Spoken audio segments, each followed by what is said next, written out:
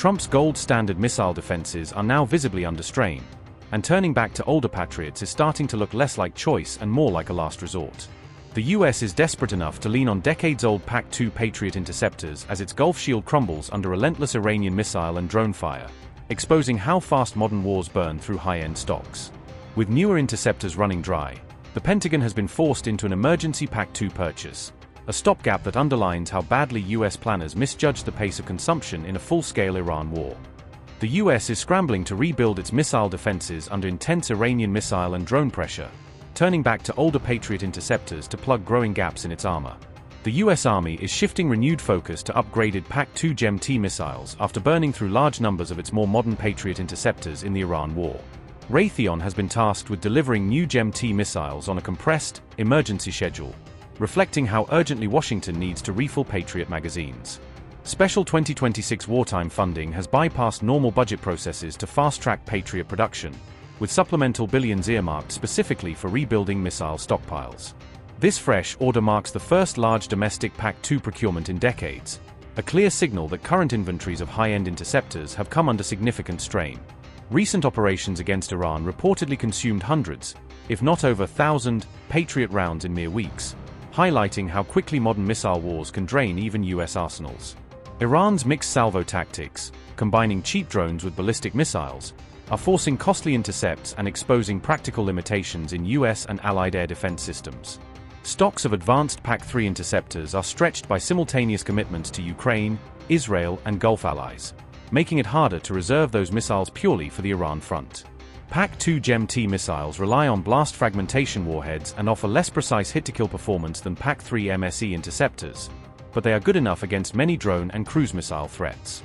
Heavy reliance on older interceptors underscores the widening gap between US defense demand and what its industrial base can deliver at short notice. Analysts warn the US risks entering future battles with hollow missile defenses unless production of Patriot, THAAD, and other key interceptor surges and stays high for years. Meanwhile, questions swirl around US-Iran diplomacy as President Trump again threatens massive new attacks, even as experts caution that sustained strikes will only deepen the missile stockpile crisis.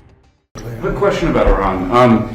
You're talking about blowing up civilian power plants and bridges. Much of the civilized world would consider that a war crime. Do you? I won't respond to that question. Who are you with? The New York Times. I figured so. Failing New York Times. President Trump, Peter, about Iran, what is the exit strategy? Well, I think there's a lot of them. There's a military exit where we just keep going just the way we are, and we can even make it a heavier dose, and it's knocking out everything they have. Or there's a smarter strategy, and that's you make a deal, and they want to make a deal. I just don't think they're ready yet, but they do want to make a deal. Sometimes they don't want to say they want to make a deal. They want to be the tough guys, but they do want to make a deal. There's two ways. I mean, it's you can just keep doing exactly what we're doing and take them apart piece by piece. We can do it in a more rapid fashion, which we might do, or we can negotiate with them, which we're also doing right now. I mean, as we speak, we're talking to them. And you said today that Russia and China are not helping. Earlier this week, the War Secretary Hegseth said that they are enabling. So what is the difference? Well, I don't know that they're enabling. I mean, I will tell you that President Xi said he will not partake, and President Putin said the same thing. I think, I trust them. They've had a long-term relationship. There could be some things they do, but thus far, at least, it has not been major. I don't think they'd want to have me disappointed. Follow up on Iran. Have you made a decision about the major strikes that you were referring to? Okay. Should we expect to see major strikes? Look, we're talking to them right now. I think they're getting more and more serious as the days go by, for maybe the obvious reason. But we are talking to them right now. Look, there are two ways. I consider that the smarter way, but the other is probably the easier way, doing what we're doing. And we can take that to a much higher level if we want to. We're prepared to do that, as you know. We're locked and loaded. We're locked and loaded and ready to go, but we're talking to them. So I think while we're talking, we'll see what comes of it. And when you say, just I believe, Jeff, they're very serious. Okay. They should be. And when you say that you're talking, is it Mr. Kushner or Mr. Witkoff, or who's involved in those talks? Sort of everybody. JD and Marco and A lot of people are talking to them, a lot of people to talk to. It's a big deal. But really, when you get right down to it, it's not very complex. They cannot have a nuclear weapon. Very, very simple actually, but it's a big deal. They cannot have a nuclear weapon. If they have even a thought of a nuclear weapon, we will just continue to go at much higher levels. But we are talking right now, and we'll see what comes of it. I'm not, despite what everyone says about the election, I'm not in a hurry. I'm not in a hurry. We have to do it right. Elections take care of themselves. When I went into Venezuela, everybody was against it. Oh, what are you doing going into Venezuela? They sort of have to make a deal. But we are talking to them. I think they're being serious. I think they are being by far the most serious that we've seen them. But that doesn't mean we get there. We'll see what happens. But I always prefer that alternative. Mr. President, you told Axios that you're considering a, quote, massive attack on Iran.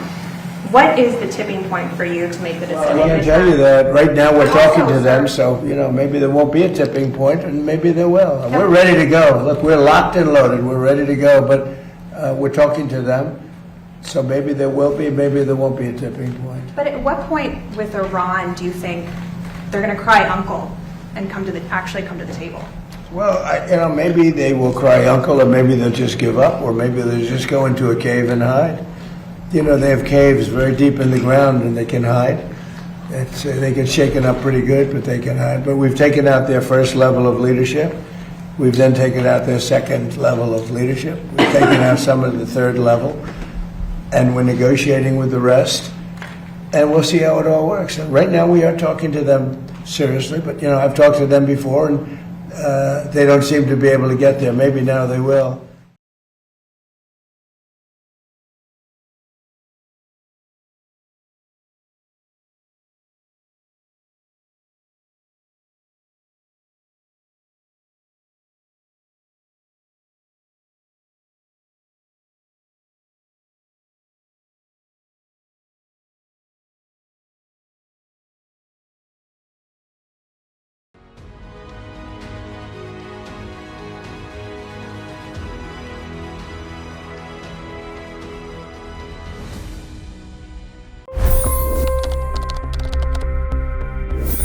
$25 crore गरीब गरीबी को परास्त करके बाहर निकले। For the good of our nation, let's work together and let's truly make America great again.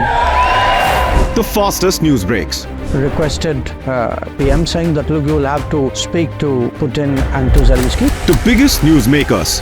The relationship with India is probably the most important bilateral relationship the U.S. will have for the rest of this century.